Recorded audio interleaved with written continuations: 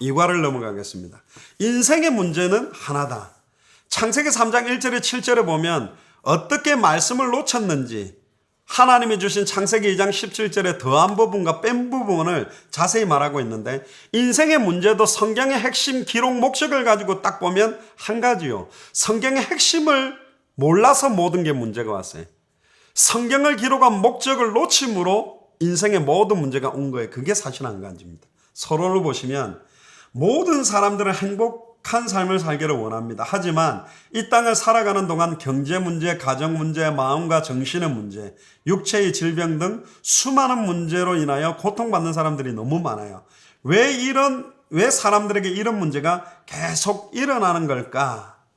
그거는 사실 2과의 해답은 2번에 사실은 나옵니다. 근데 1번에서는 뭘 이야기하고 있느냐?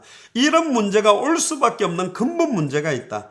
영적 전제로 창조 원리로 하나님과 함께 해야 되고, 하나님과 함께 하면 아무 문제가 없는 최고의 축복받은 존재, 하나님보다 조금 못한 존재, 대리 통치권자, 자녀와 같은 축복인데, 하나님과 함께 해야 되는 인간이 하나님을 떠나서 모든 문제가 왔는데 왜 인생의 문제가 하나냐?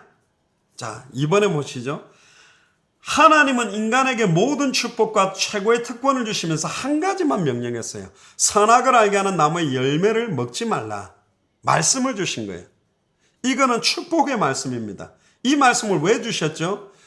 피조기에 대해서는 왕과 같은 하나님의 대리 통치권자예요. 그러나 하나님 앞에서는 종된 신부님을 깨닫고 하나님의 명령함으로 이 선악을 알게 하는 나무의 열매를 바라보면서 따먹지 않고 순종하는 것 자체가 예배거든요. 그런데 인생의 문제가 왜 하나냐? 2번에 3번이 답입니다. 하나님의 말씀을 불순종하는 문제가 인생의 모든 문제예요.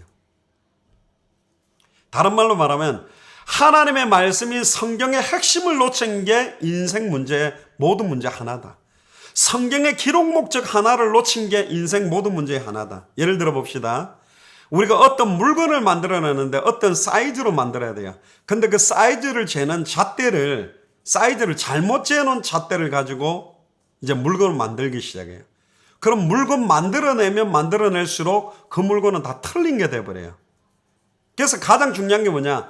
핵심, 중요한 어떤 포커스 자체를 놓쳐버린 것 자체가 모든 문제가 다 오는 겁니다.